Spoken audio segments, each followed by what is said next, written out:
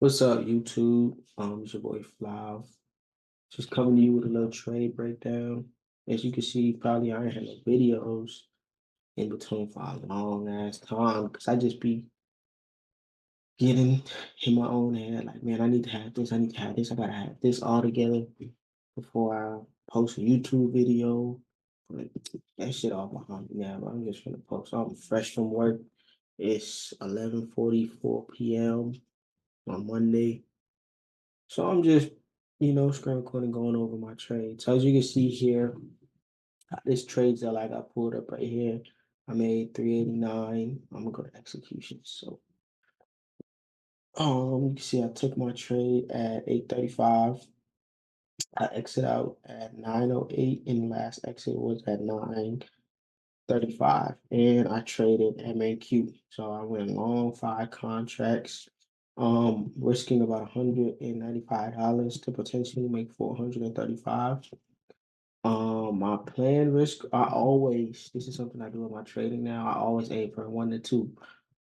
Especially now I'm starting to get into just base hitting that 1 to 2. But like I don't even want to leave runners no more. I'm taking my 1 to 2 on my market, calling it a day. So the realized R was a 1 to 9 R. I'm gonna explain why it wasn't a 1 to 2. And as you can see here, I left one runner. It was a 5 minute break of structure along with the 5 minute demand. That was the trade. And it really wasn't nothing. This trade was based on a 5 minute demand zone. My entry was the 5 minute break of structure. Target was a 1 or 2 risk to reward. I tried to leave runner to catch more gains, but she didn't. It pulled back, stopped me out at a 1 to 1. I think instead of leaving a 1 to 1, I need to place at break even or an area where stop is. But I'm like, man, like I have my 1 to 2 at this risk to reward because I know what potentially I want to make and what I'm willing to lose. So I'm like, you know what, man, I don't even want to be leaving all that running and stuff, but I'm gonna get into the chart to show you. So if I go here, so boom, when I woke up on Wednesday, I saw we was having this uptrend, and it was a really healthy uptrend too. If you look at it, came up, pull back, came up, pull back, came up, pull back, came up. So when we did this and then we did that broke, and we had this little break of structure right here. How I learned how to find my demand zones was, the last bearish candle at the bottom. Yeah. So once I saw we came back down there so sweet, boy, I just waited for that break. This was a great trade. I ain't gonna lie. Just waited for that break. Found my 1 to 2. Stop loss at below. Some people have the stop loss below the zone, but that's too much for me. I had my stop. I'm not talking like right there. Once we came with break, that was it. And like that was the trade for real. But like such a simple trade, bro. Like it ain't, yeah, such a simple trade in style.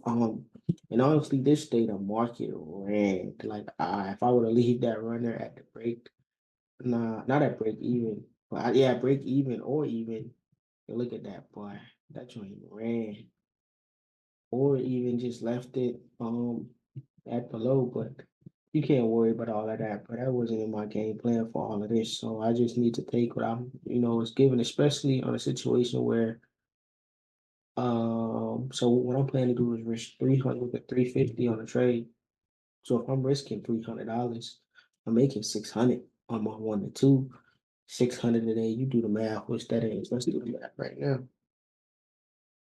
600 times 5. Come on, bro, that's 3,000 a week. So it's like, um, thanks my girl. I forgot. Like I'm trying to be authentic on this joint, bro. Like, I'm trying to be on here capping.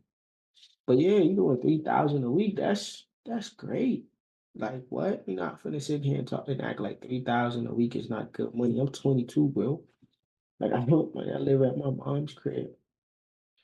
3,000 a week, I'm living great. So this was my trade, just a simple demand. Wait for the pullback. On the pullback, wanted to tap the zone, give us that nice rejection candle, bouncing candle, long wick at the bottom, wait for a breaker candle. And that's our entry. And we ride it for a 1 to 2. Stop loss right below, and we just going off that. And you could call it a day right before the market opened at 9:05. So yeah, that was it, man. That was my trade. That was the trade that gave me 390 in less than an hour. Can't complain about it. The only thing that I would say that I need to correct and be more on point with is the risk. So I went in with 5 contracts, but I only risked $195. I need to consistently risk 300 to 350 on every trade. So I could, because for example, okay, this loss 195. And then 1 to 2, that's let's say about $400. If I was to go in now with the $300 risk, literally two of my trades would put me, two losing trades at $300 would put me in the negative. Versus if I went in with the $300 on this and I made the 600, two losing $300 trades will put me at break even. So that's where the consistency part comes in, where I got to be more consistent, and it falls back on me at the end of the day. But I'm gonna do it. I'm gonna get what I got to get done, and I'm gonna improve. But that's it. That's all I have. Catch you guys in the next video.